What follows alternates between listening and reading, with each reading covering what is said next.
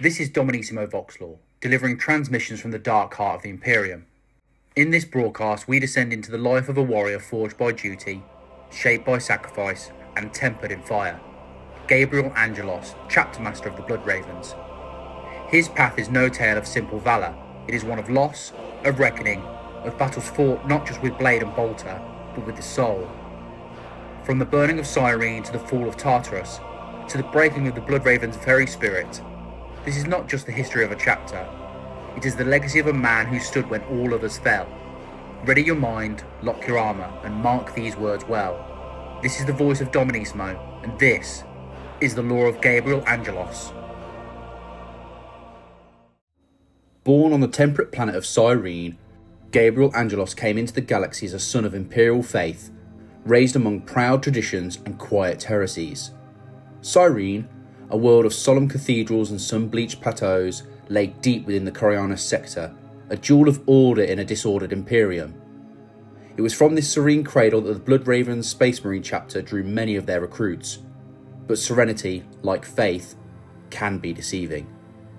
Gabriel's early life is not detailed in extensive records. Few aspirants ever earned such documentation, but what is known is that he exhibited the iron temperament and physical potential that caught the chapter's eye.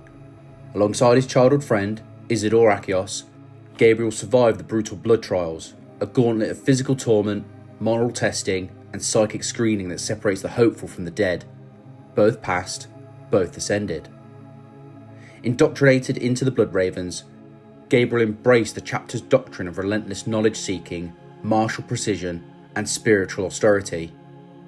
The Blood Ravens, already infamous for their mysterious origins and unusually high concentration of psychers, found in Gabriel a soldier of uncommon conviction. As a battle brother, he displayed a rare synthesis of tactical brilliance and personal humility. As an officer, he rose quickly. By the late 41st millennium, he had earned the title of the captain of the 3rd Company. But the shadow of Cyrene lingered. Even as Angelos earned renown across distant war zones, whispers of unrest had returned from his home world. The very planet that had birthed him now teetered on the brink of spiritual ruin. Cyrene, like many imperial worlds, wore its loyalty with a banner, but beneath its cathedrals and sermons, corruption had taken root. Heresy, slow and insidious, had begun to flourish.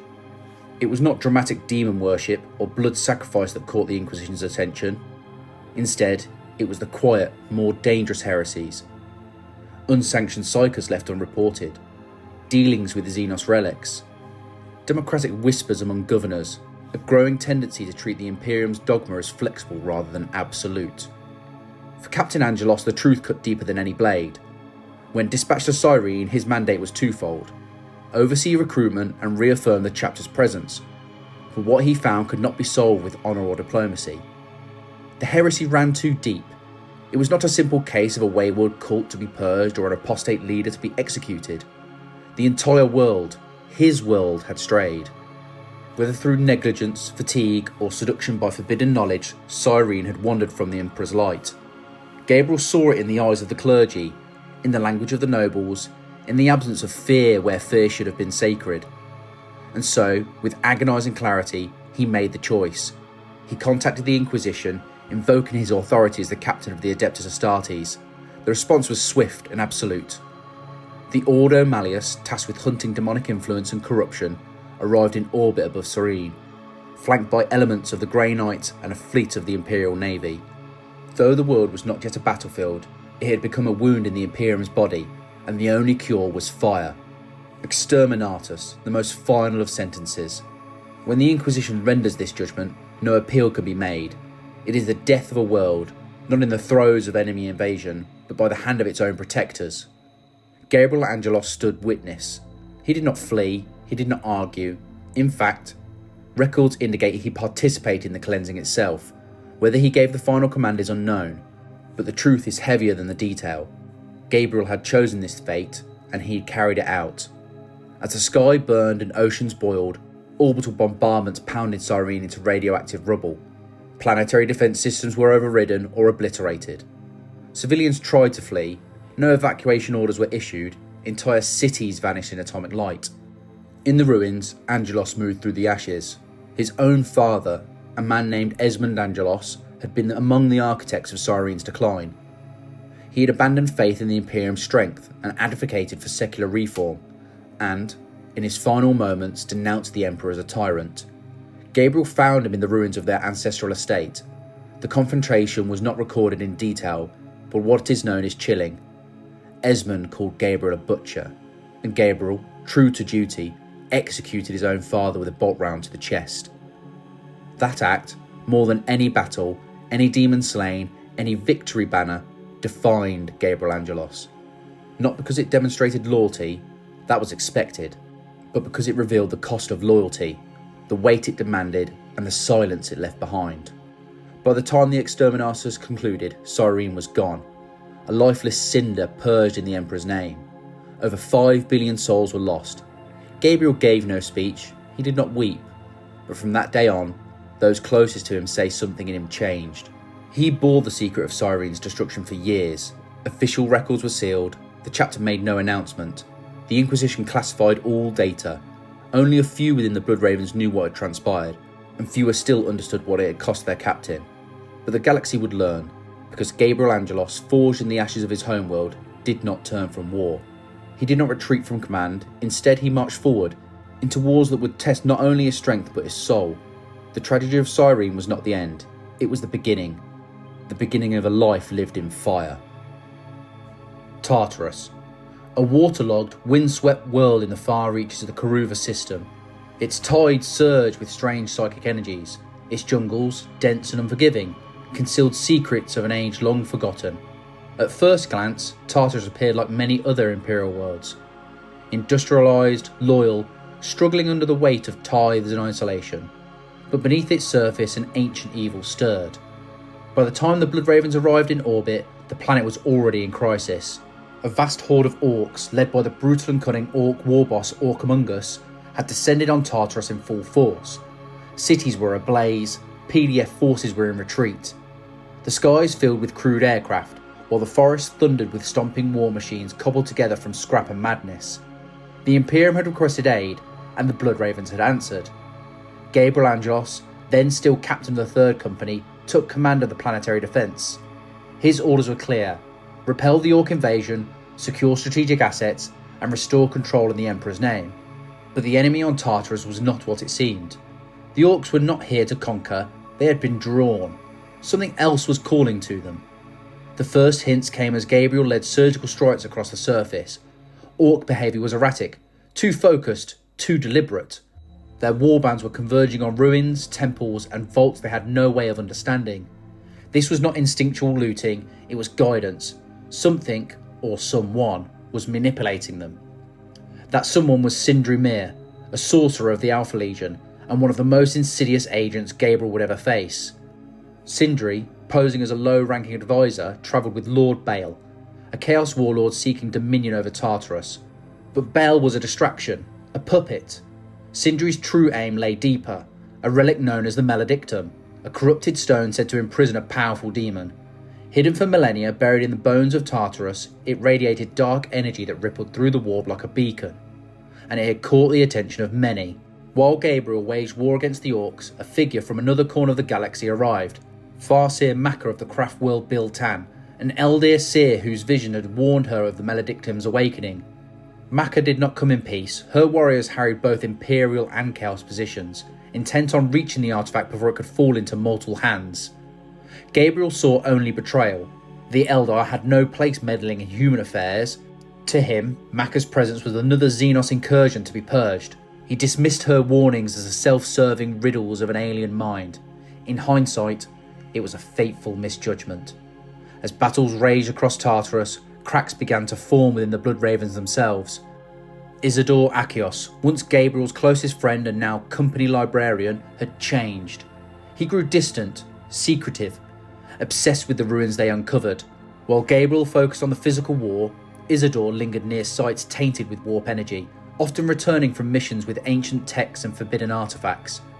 Unbeknownst to Gabriel, Isidore had fallen under Sindri's influence. Whispers of power, of hidden knowledge, of the potential to transcend mortality. Sindri fed Isidore's ambitions like coals to a fire, and in the heart of Tartarus, far from the scrutiny of the Inquisition or chaplains, Isidore listened. He justified his curiosity as research, justified his secrecy as caution, and then he crossed the line. As the campaign reached its apex, the Blood Ravens discovered the catacombs of St. Evisia, an ancient subterranean complex believed to house the maledictum. Gabriel planned a full assault to deny it to Chaos, but the artifact was no longer hidden. It was already in the enemy's hands, and worse, in enemy minds. Sindri betrayed Lord Baal, killing him in a ritual sacrifice to further awaken the demon within the stone. He no longer needed subtlety, the final phase of his plan was in motion, and it was then that Gabriel's worst fears were realised. Isidore betrayed the Blood Ravens. In a shocking act of heresy, he seized the maledictum and fled into the catacombs, killing several of his own brothers in the process. The pain of Isidore's betrayal cannot be overstated. Gabriel had fought beside him since their earliest trials on Cyrene. Together, they had survived horrors, shared victories, and carried each other's burdens. But now, that bond was shattered. The Blood Ravens were shaken, but Gabriel did not falter. He led a strike force into the catacombs, cutting through chaos cultists, demons, and traitorous marines in the pursuit of his fallen brother.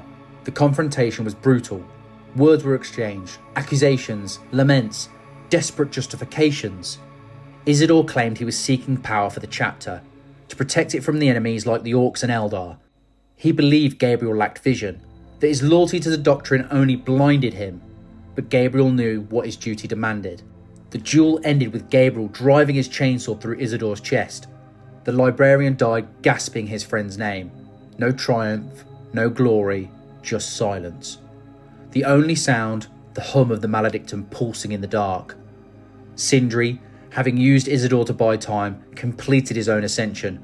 Empowered by the relic, he transformed into a demon prince, a creature of nightmare, armoured in warp energy and hunger.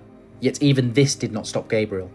Wielding a blessed demon hammer gifted by the Inquisition, Gabriel faced Sindri in a final furious battle. The fight tested him beyond any previous war, physically, spiritually, and emotionally.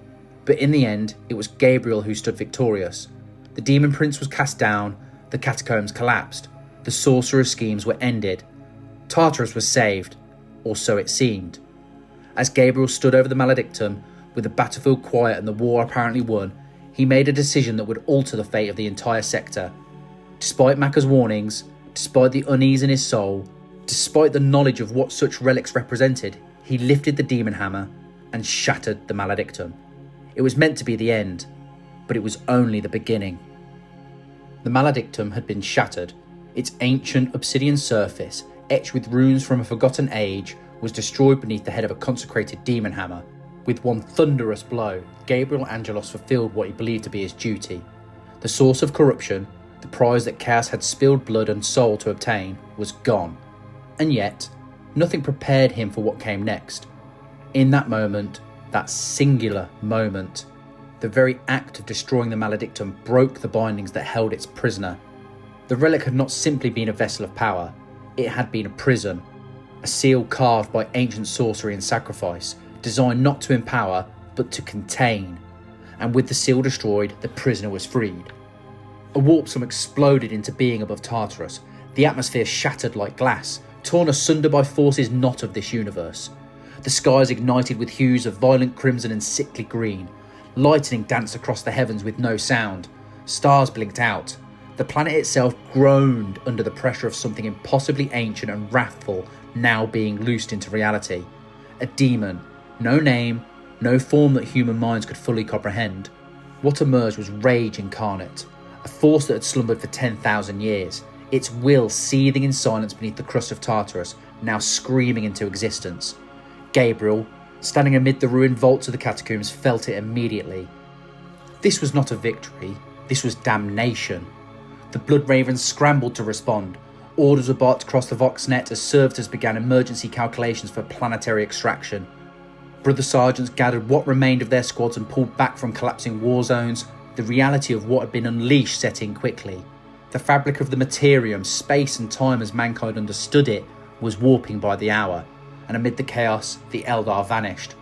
Farsil Makkah, who had warned Gabriel not to destroy the relic, withdrew her forces without another word. No further lectures, no parting prophecy. Just a cold retreat through webway gates that closed the moment her last warrior stepped through.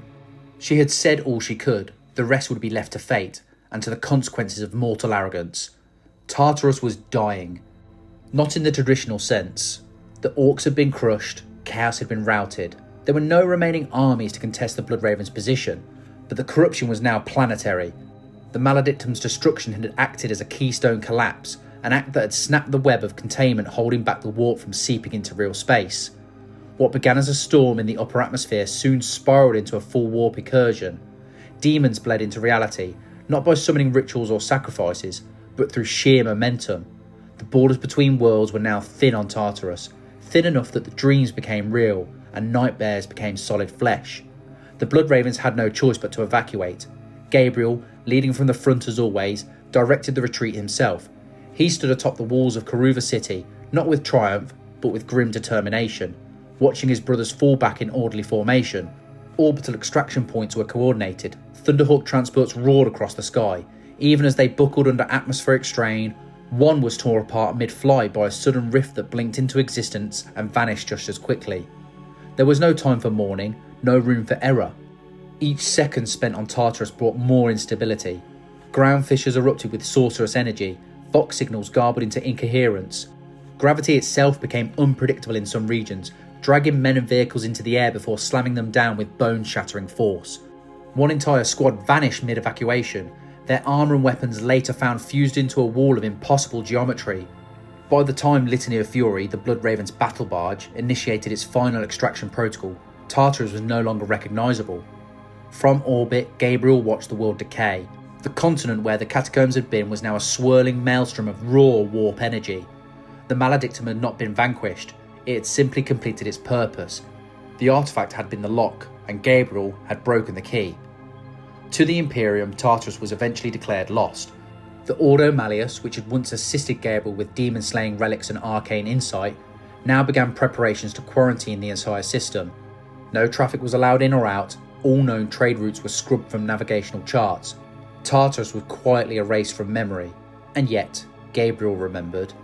He did not speak of the demon, he did not speak of the warnings he ignored. He did not blame Maka, nor the Inquisition, nor the Alpha Legion. The fault, he believed, lay with himself. And that belief became a private vow, one not recorded in any chapter log, but known to those who served closest to him. He would find that demon again. He would see it destroyed, truly destroyed, not sealed, not locked away, erased. The echoes of Tartarus followed him, not physically, though the scars from that campaign marked his armour permanently, but spiritually. He had trusted in his own judgment, trusted in his sense of duty, and yet his actions had doomed an entire planet to madness. Worse still, it had been the second time in his life he'd witnessed a world die under his watch.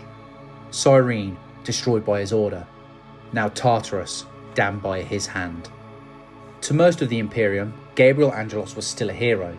He had defeated orcs, slain a demon prince, and broken the back of a chaos conspiracy.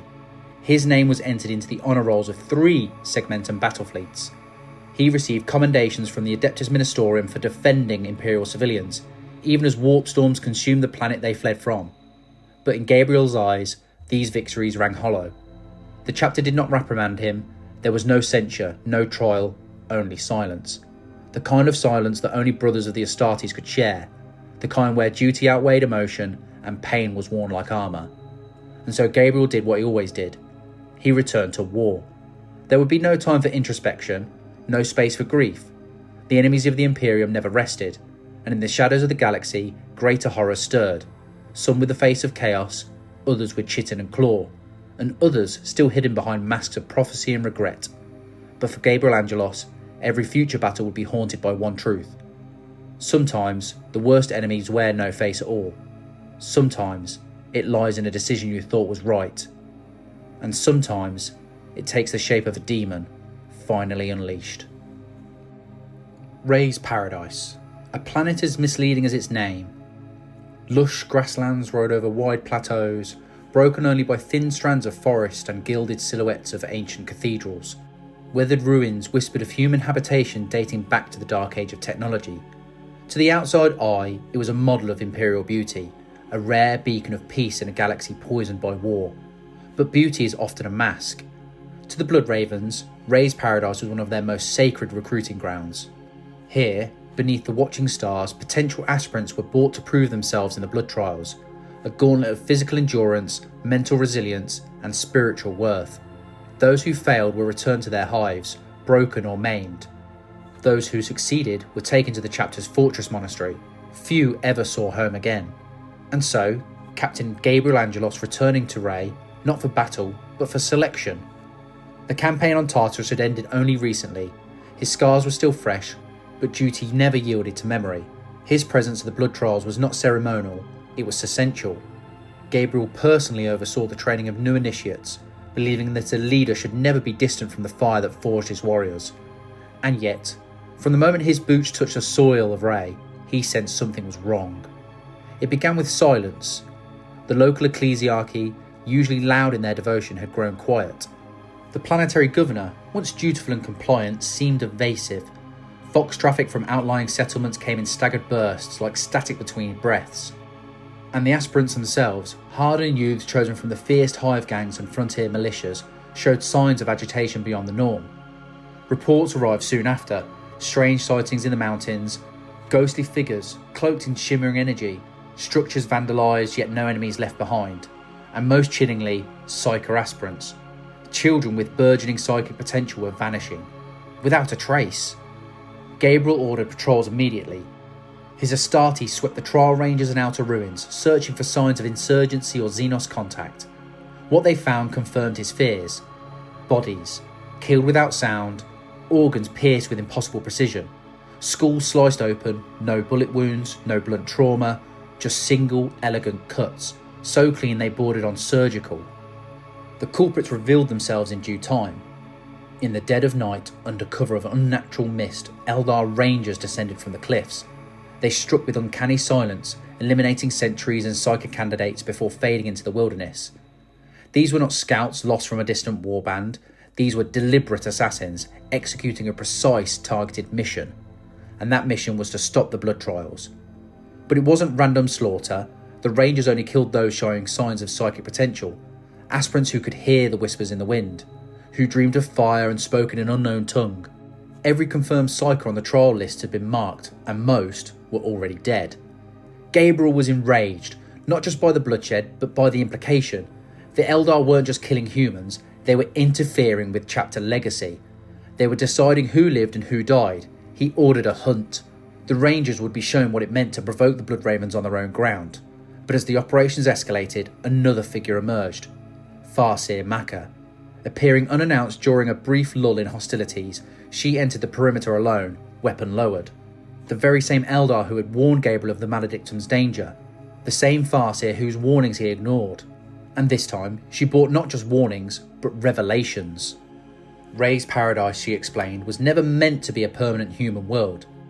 10,000 years ago, the Elder of Craftworld Biltan had seeded this planet with a hidden psychic structure, Lysanthrion's Shield. A device of enormous subtlety, it projected a psychic illusion across the planet's surface, not for beauty, but for containment. Beneath the mountains, beneath the soil and catacombs and shrine world relics, lay a Necron tomb, dormant. Lysanthrion's Shield had kept it that way, masking the tomb's presence not just from scans, but from reality itself. To the Necrons within, the world remained empty, uninhabited, forgotten. But the shield was failing. The psychic activity of the aspirants, particularly the young psychers, was disrupting the subtle web of energy that sustained the illusion.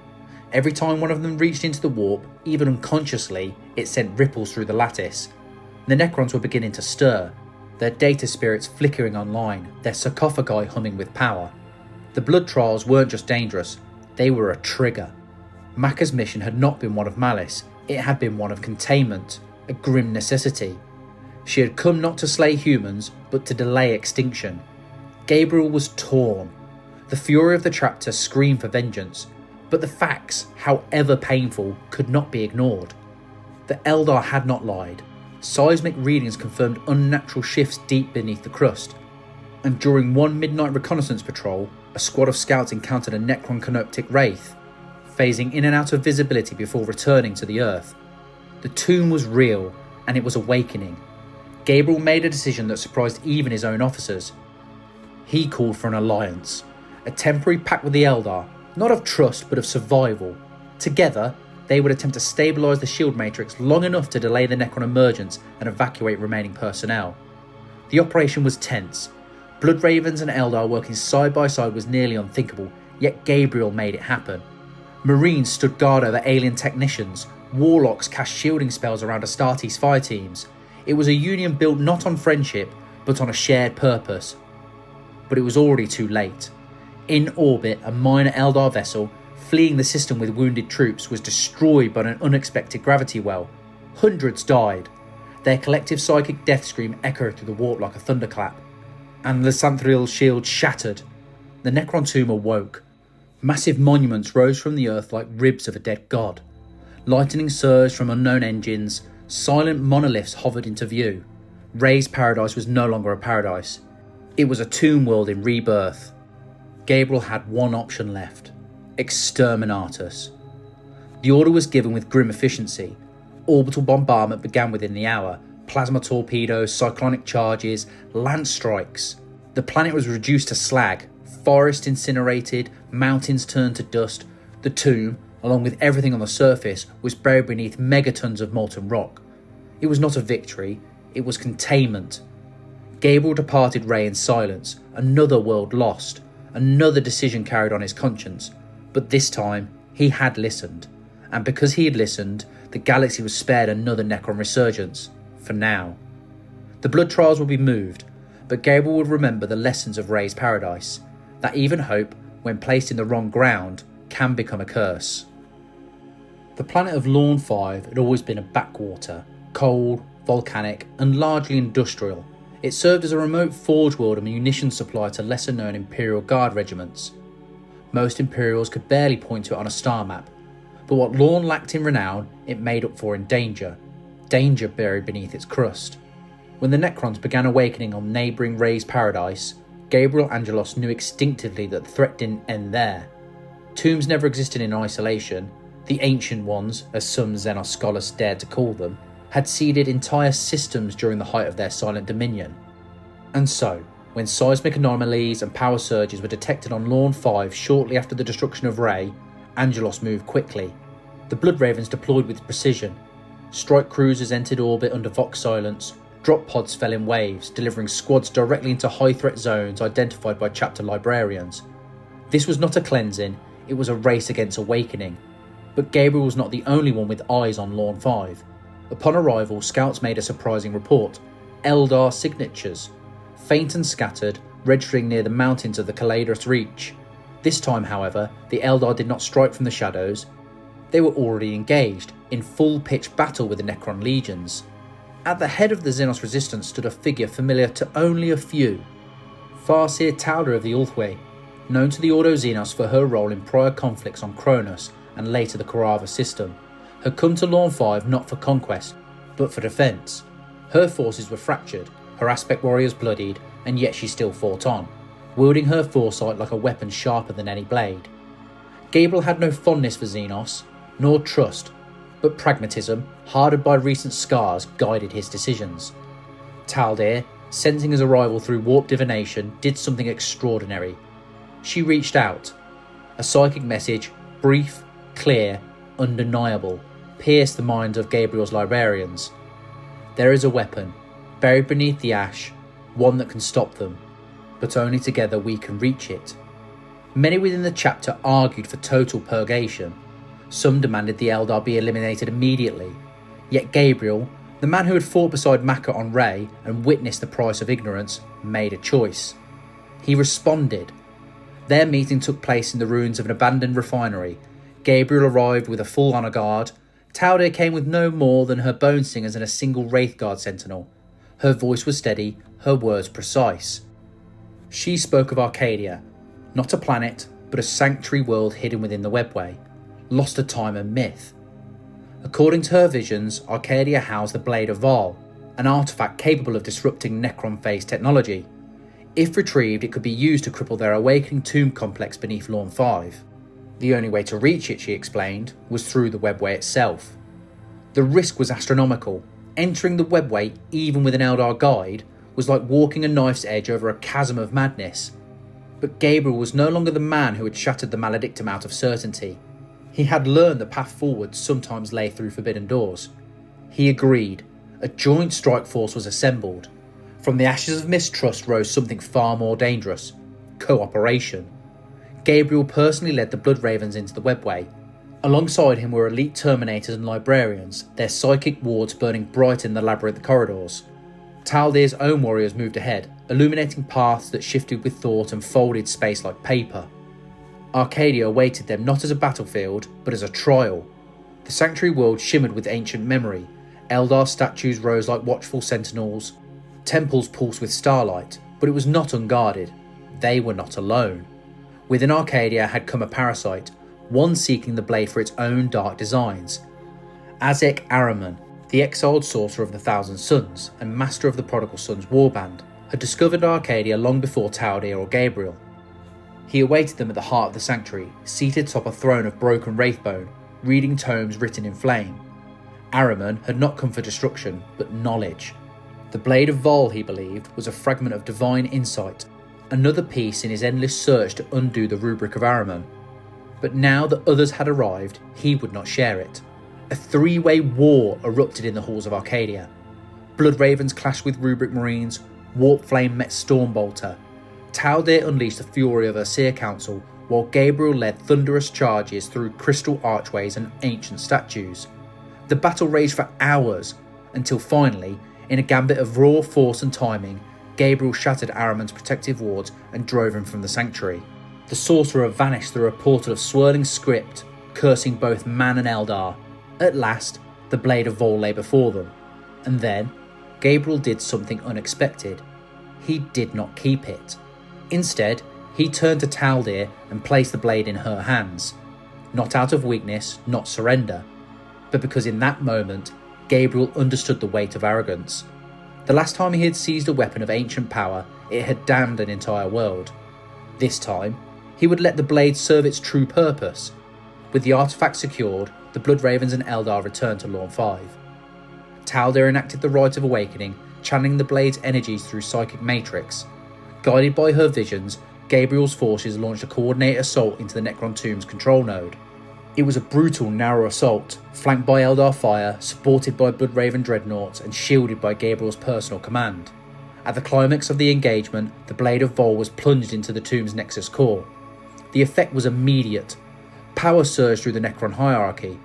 Their phase circuits flickered, their forms destabilising. One by one, they collapsed into dust, their resurrection protocols broken. The tomb fell silent once more. When it was over, Taldir departed. Her warriors faded into the mists. Gabriel made no attempt to stop her. Back aboard the Litany of Fury, his men questioned the mission's strange outcome. Some whispered that the chapter had grown too close to Xenos. Others asked why the artifact had not been claimed, why it was not studied, stored, or sanctified. Gabriel gave no long speech, only this: "We did what was necessary, and because of it, the tomb lies still." For the first time in centuries, Lorn V was safe. But it had not been through fire alone, it had been through judgment, through restraint. In the years to come, this campaign would be remembered as one of the strangest in Blood Raven's history. A battle where Gabriel Angelos walked through alien pathways, entrusted an enemy with a weapon of legend, and returned victorious, not just over the Necrons, but over the ghosts of his own past. The subsector of Aurelia had always been home to the Blood Ravens. Its scattered worlds, Typhon, Meridian, Calderis, were not just recruiting grounds. They were the cradle of the chapter's legacy, bastions of faith, sites of memory. This was where initiates were forged, where librarians trained, where the chapter's ancient fortress monastery watched over a constellation of imperial light in an otherwise dark galaxy. But that light was fading. The signs came subtly at first. Agri-world shipments delayed, astropaths reporting interference, a single missionary ship failing to make its beacon response. Then, all at once, the signal went silent. Entire worlds stopped answering. No distress calls, no final prayers, just nothing. When Gabriel Angelos received word of the vanishing transmissions, he was not idle. He had just concluded a campaign against the Tau in the Vorga system, another brutal crusade where diplomacy had failed, and fire had answered in its place. The campaign was costly but swift, and then, with no rest, he turned his ship, the Litany of Fury, homeward. As it traversed the warp, Gabriel's ship met resistance, not from Xenos, not from Chaos, from the Hive Mind. A crushing psychic pressure descended across the librarium decks of the Litany. One astropath's head burst into flame mid-chant. A junior librarian clawed his own face open during meditation. Even the ship's navigator screamed in horror as the currents twisted into madness. Only the strongest psychers could keep the ship on course. This was no warp storm, it was a presence. The psychic broadcast of a Tyranid Hive Fleet, a mind so vast, so alien, that its mere arrival unmade reason. What emerged from the shadows of the void was not a fleet in the conventional sense. It was a tendril, a branch of the Hive Fleet Leviathan, descending on the Aurelia subsector with silent hunger. It had no name, only a function: consume. By the time Gabriel arrived in orbit of Typhon Primarius, the war had begun. The planetary surface was a nightmare of sprawling biomatter. Trees had been hollowed out and turned into spore pods, oceans bored with incubated swarms. The Imperial Guard garrisons were overrun within days. What remained of the planetary defence force had collapsed into guerrilla enclaves, fighting in trenches made of bone and chitin. The Blood Ravens had not been idle. The chapter had already deployed strike teams under Captain Davian Thule and an emerging young commander, known to most simply as the Force Commander, a figure who would later become legendary in his own right. But they were losing ground, badly. Tyranids do not invade like other enemies, they drown you. Thousands upon thousands of bioconstructs poured from the skies in mycetic spores, each variant tailored for a specific role. Gaunts overran trenches, warriors cracked tanks with scything talons, Zonothropes turned bastions inside out with mind fire. Even the Blood Ravens, veteran defenders of the sector, were faltering beneath the tide. Gabriel did not wait to consolidate, he dropped directly into combat with his honour guard, smashing into the largest active war zone on Typhon. The first engagement came swiftly. A hive node, the focal point of synaptic control for the region, was found near a collapsed cathedral in the Bastion ward. Gabriel led the assault personally. Bolt of fire raked the flanks, plasma cannons burned through walls of flesh, and then came the Hive Tyrant. Towering above the battlefield, surrounded by lesser beasts, the Tyrant was the avatar of the Hive Mind itself. Where it moved, others followed with unnatural coordination. It was not a beast, it was an extension of something far worse. Gabriel engaged head-on. Godsplitter, his demon hammer, struck with a thunderclap, shattering bone and hide. The Tyrant countered with a lash of its barbed tail, sending Gabriel crashing into a wall of twisted rebar. But he rose, bleeding, unyielding. In the end, it was the hammer that triumphed. The Tyrant fell, crushed beneath a blow that cracked its skull in two and sent a psychic shriek echoing across the swarm. The results were immediate. The local Tyranid force fractured. Without synaptic guidance, they devolved into chaos. A temporary reprieve. But it wasn't enough. From orbit, surveillance pick fees confirmed the worst. The Hive Fleet was expanding its biomass into new forms, capillary towers. Massive organic spires used to pump nutrients into orbit were rising on every major continent. The planet was being digested. The Blood Ravens had mere days before planetary biosphere collapse. Once completed, Typhon would no longer be a world, it would be a slurry. Gabriel knew what had to be done. In coordination with Commander Thule and the Force Commander, he devised a sector-wide sabotage operation. Teams deployed simultaneously across the planet to target and destroy capillary towers, bionodes, and gestation chambers. It wasn't about winning ground, it was about disrupting the Hive long enough to cripple its momentum. The campaign pushed every asset to the brink. Multiple squads were lost in the acidic rivers of Typhon Omega.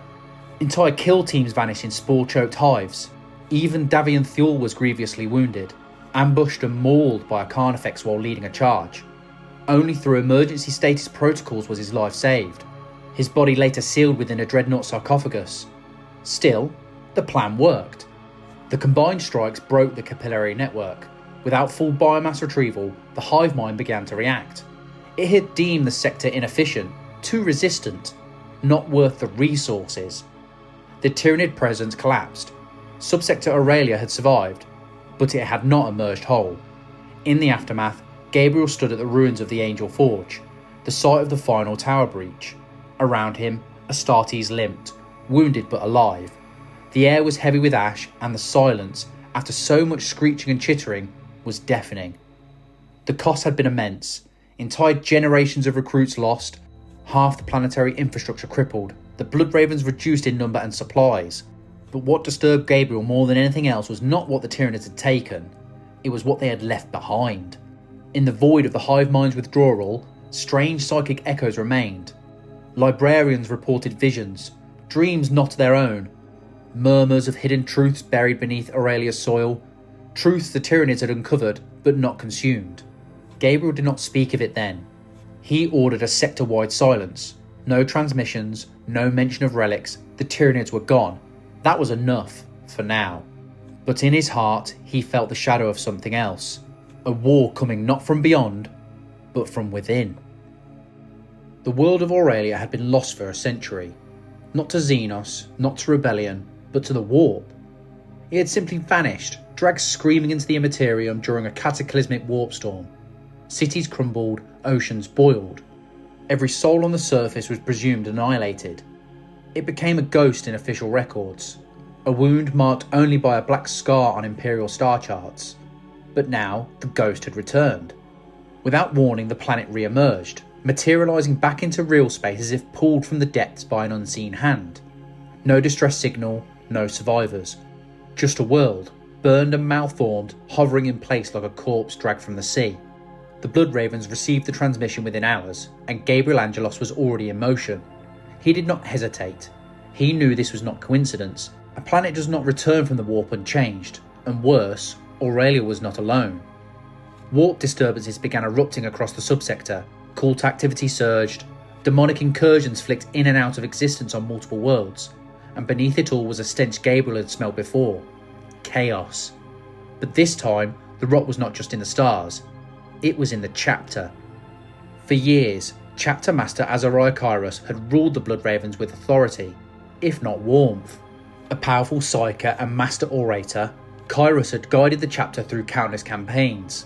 He was respected, revered, but also unreachable. His orders often came through intermediaries. He rarely appeared on the battlefield, and when he did, it was with careful orchestrated effect. Just long enough to inspire, never long enough to question. That silence, Gabriel now realised, had become suspect. As the Blood Ravens mobilised across Aurelia's worlds, the enemy struck from the shadows. Warp rifts tore open across Typhon and Caladrus. Demons poured forth. Chaos Space Marines of the Black Legion descended, led by Lord Aragas the Pillager, a brutal warlord known for planetary-scale brutality and theatrics. Entire regiments vanished into smoke.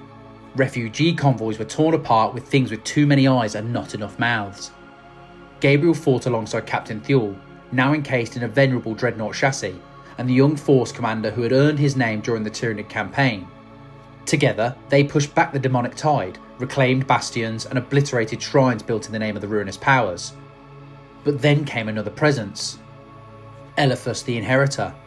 Once a servant of the Word-Bearers, now an unholy prophet of the Dark Gods, Eliphas had returned to Aurelia with one goal: to complete what had begun a century ago when the planet first vanished. Through blood and ritual, he sought to finish the great sacrifice, the sacrifice of subsector Aurelia itself. Eliphas revealed the plan piece by piece, taunting the Blood Ravens through psychic visions and intercepted Vox broadcasts. The reappearance of Aurelia was no accident. It was the final stage in a galactic ritual, a warp-laden scheme intended to ascend Kyras to demonhood. The revelation was poison. To the chapter, Kyras was untouchable. The idea that their chapter master could consort with demons, orchestrate planetary damnation, and manipulate his own brothers, it was heresy beyond comprehension. But Gabriel had seen enough. He began to uncover fragments. Orders Kyras had issued to delay reinforcements, purges carried out without transparency, librarians silenced after reporting dark visions, and then, the final truth. It was Kyras himself who had orchestrated the fall of Aurelia. He had guided the ritual that dragged the planet into the warp. He had offered up the souls of its people, all in the service of the Dark Gods, in exchange for promised ascension. Gabriel took his case to the Inquisition, specifically to Inquisitor Adrastia of the Order Hereticus, a woman known for swift judgment and little patience. She did not need convincing. With proof in hand, she declared the chapter compromised. The exterminatus of the entire subsector was authorised. But Gabriel refused. He could not let the blood of innocents be spilled to cover the corruption of one man. And more than that, he still believed in the Blood Ravens, in what they once were and what they could be again, and so began a civil war. The Blood Ravens split down the middle. Those lords of Kyras remained blind or complicit, carrying out his orders with robotic precision. They branded Gabriel a traitor, a rogue captain attempting a coup. Others followed Gabriel, those who had fought beside him, those who saw the signs and chose truth over obedience. They became a shadow chapter within their own fleet, outnumbered, undersupplied, and hunted by their own brethren. Across Aurelia, the war escalated. On Calderis, Bloodraven fought Bloodraven in ruins of once holy chapels. On Meridian, demons fed on the emotions of Astartes' brothers forced to kill one another. On Typhon, Gabriel led an assault directly against Lord Aragast, engaging the Black Legion warlord in a battle that shattered the horizon. In the end, Gabriel drove Godsplitter into Aragast's chest and cast his body into a warp fissure, banishing him forever. But even this was not the end, because Eliphas still lived, and the final ritual had begun. Kyras had retreated to a planet few dared to speak of, a planet that Gabriel had not set foot on since its death, Cyrene. The world Gabriel had ordered destroyed, the world of his birth, and now it would become the crucible of the chapter's final judgment. Gabriel knew what it meant. He would not only have to face Kyras, he would have to face everything Cyrene meant. The ghost of his past, the price of duty, the weight of failure, and the question that had haunted him for decades. What if the corruption had never left? As the final coordinates were entered and the fleet turned towards Cyrene's ashes, Gabriel Angelos prepared not for battle, but for reckoning. Because this was no longer just a war, this was a redemption or a damnation, and the chapter's soul hung in the balance. Cyrene, a dead world, a blackened husk. Declared exterminatus decades ago under Gabriel's own command, once a place of childhood, of memories, of loyalty, it was now a graveyard of guilt, and yet, it was here that Chapter Master Kyras had chosen to stage his final ascension.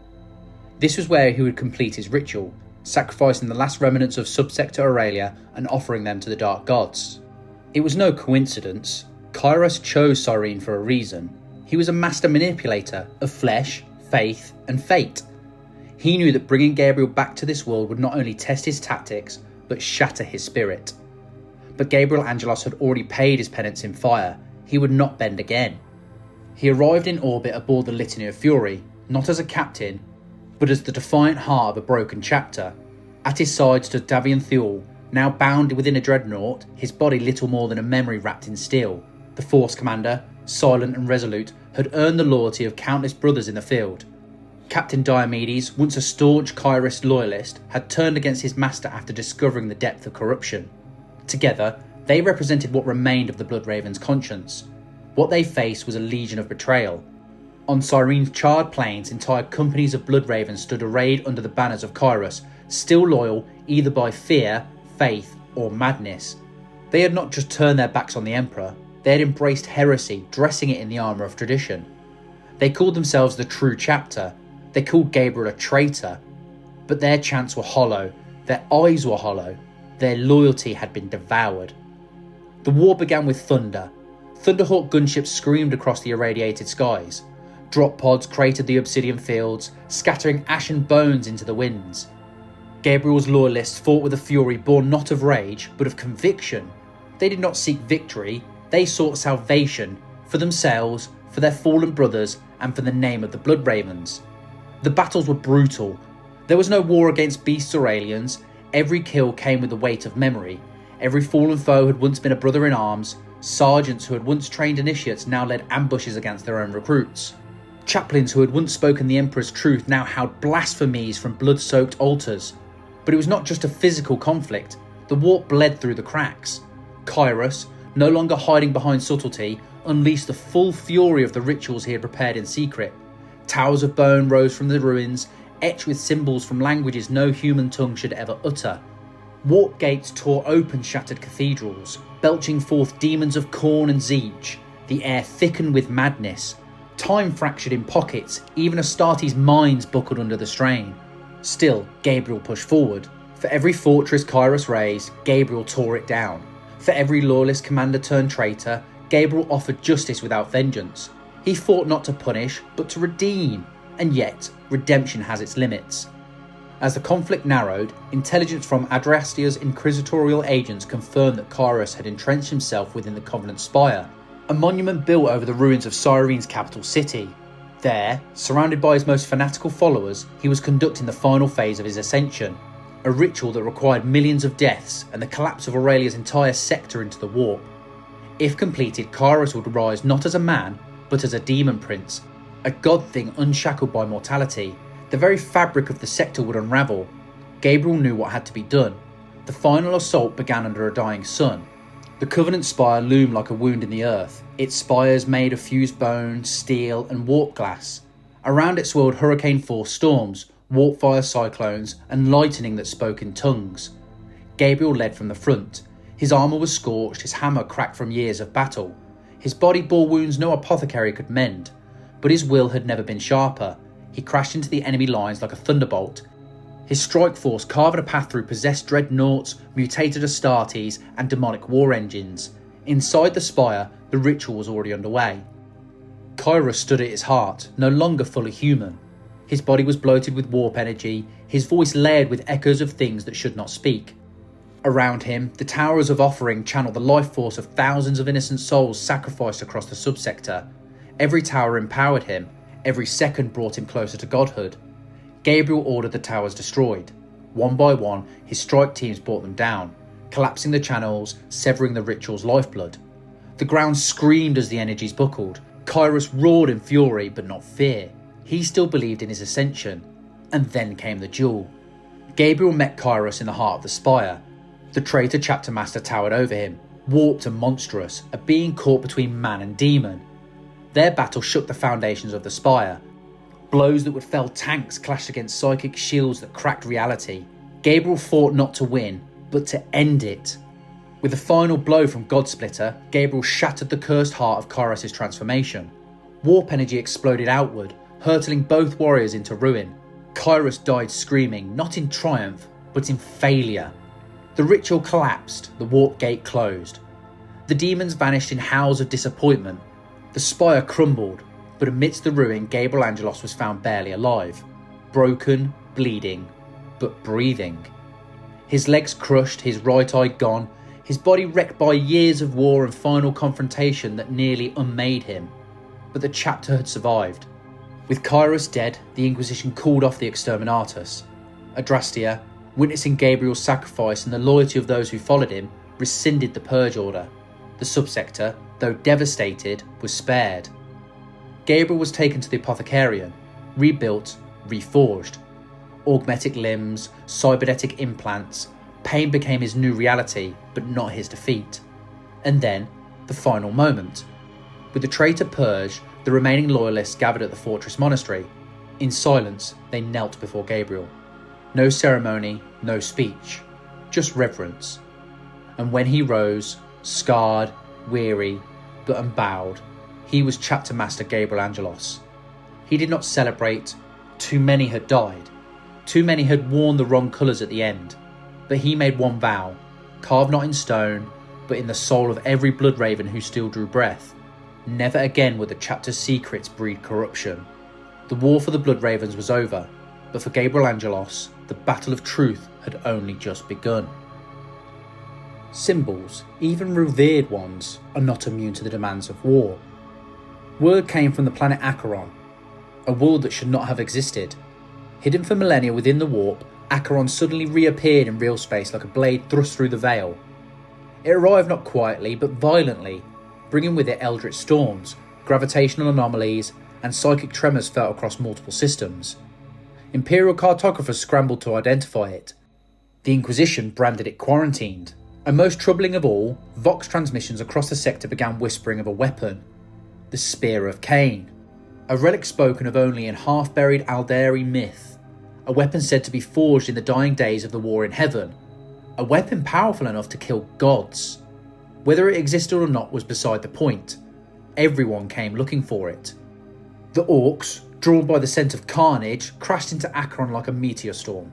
Their numbers swelled, led by none other than war boss Gorgot's Edunter, a monster of a greenskin, cunning in a way that few orcs ever were. He did not care what the spear did, he just wanted it because everyone else wanted it. The Eldar, sensing the currents of fate unravelling, deployed warriors of Craftworld Bill Tan, led once again by Farseer Maka, not seen since the fall of Lorn V. Her visions warned of something ancient waking beneath Acheron, not the spear, something worse. And the Imperium, desperate to control or contain the situation, dispatched a combined force of Imperial Knights, Adeptus Mechanicus, and what few Space Marine assets were available. But it was not enough. As reports streamed in of civilian massacres, crumbling outposts, and rising warp energies, Gabriel Angelos made his decision. The Blood Ravens were still rebuilding, licking their wounds, but hesitation would be a greater wound than any battle. He ordered the Litany Fury to break from the Inquisition's blockade. With engines flaring against the gravity well of Acheron's orbit, Gabriel led his chapter into the unknown. It was a world in torment. Acheron defied natural classification. Its biome shifted unpredictably. Ice fields crackled into molten wastelands, only to reform within hours. Time bent at the edges of the horizon. Structures long buried beneath layers of stone now jutted up like broken ribs. Tombs, monoliths, shrines. Some Eldar in origin, others older.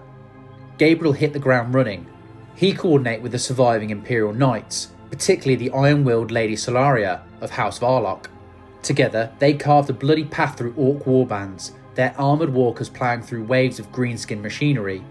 Bolt of fire met choppers in grinding, ceaseless conflict. And yet, as the Blood Ravens advanced, something became clear. The spear wasn't a prize, it was bait. Every faction had been lured to Acheron by the same whisper, the same false prophecy. The Spear of Cain, if it ever existed at all, was a trap.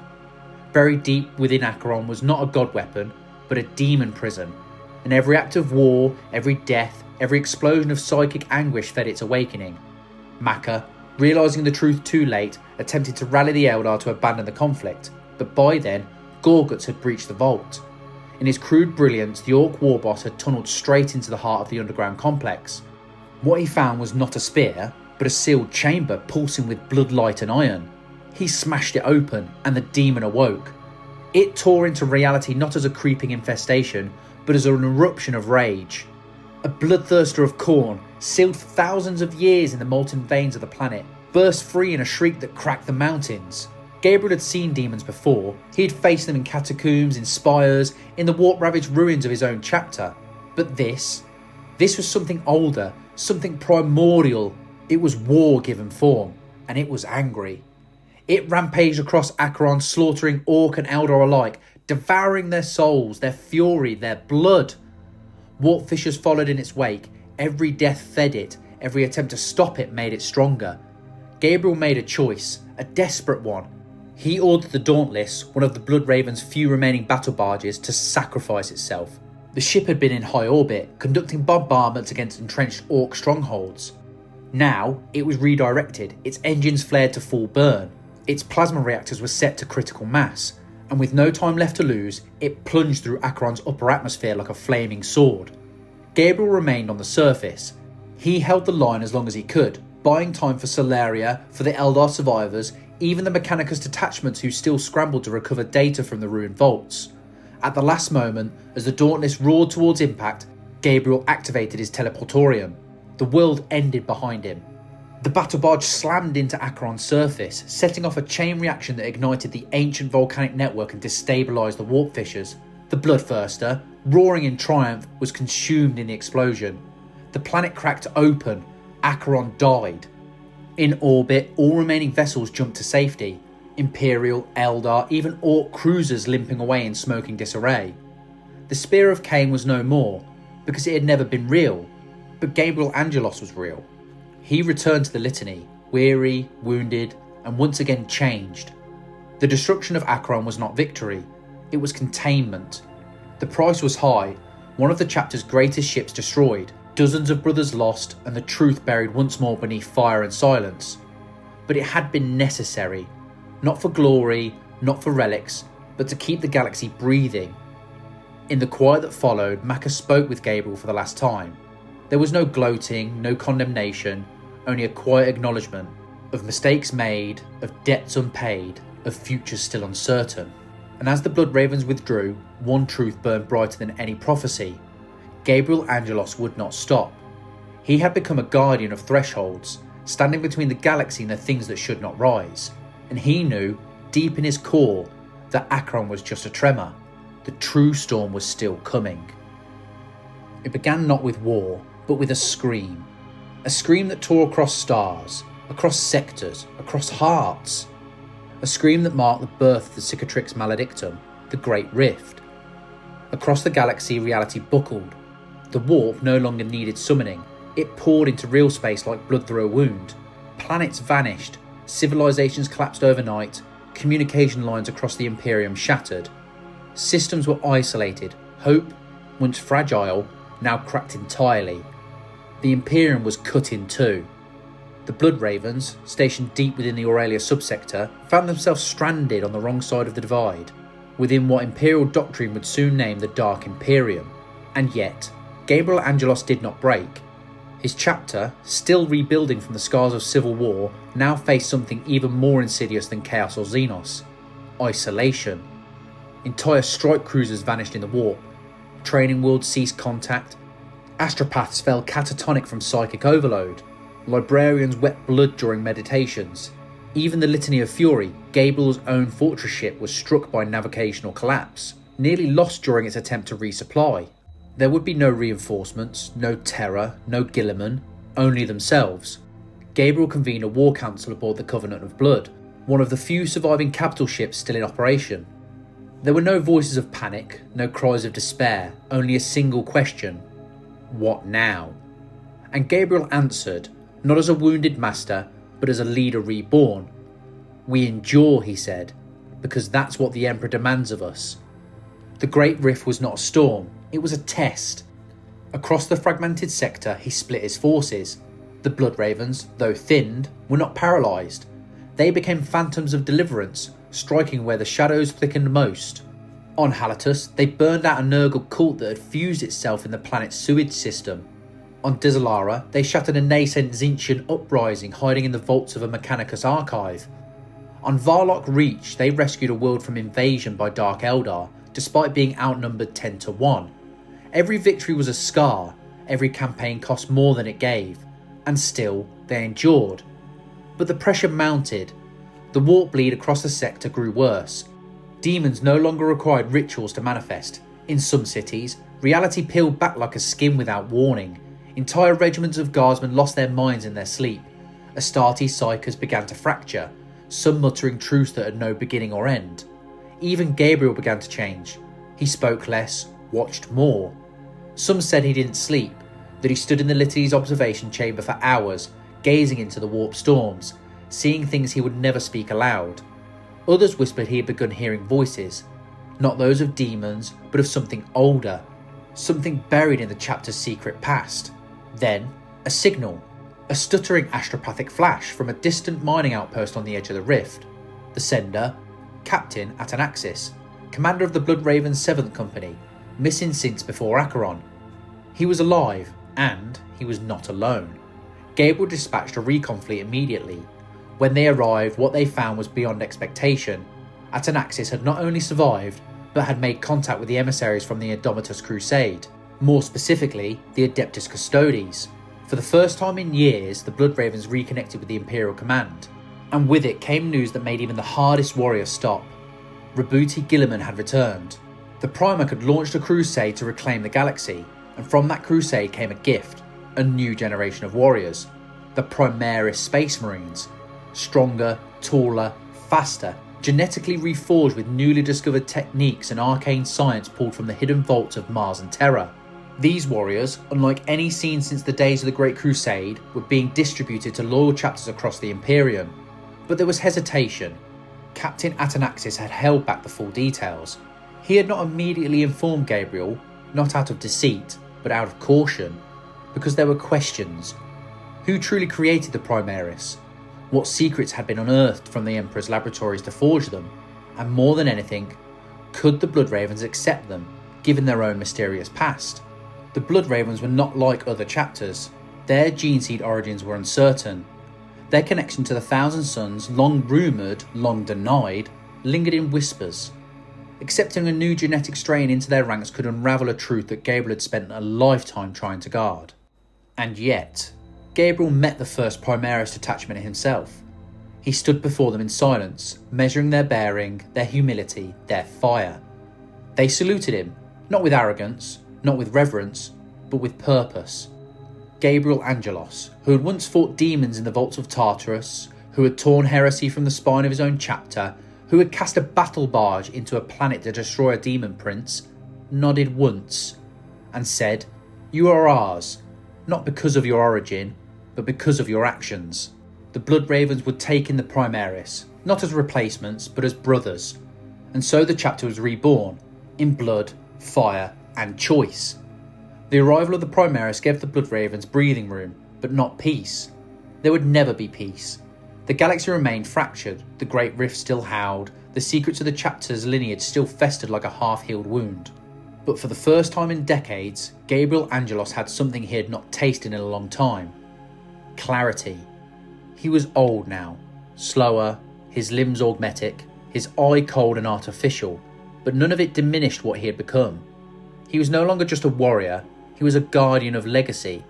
And legacy, he had learned, was not just about purity of blood or perfection of doctrine, it was about sacrifice, about the burdens you choose to carry so others wouldn't have to.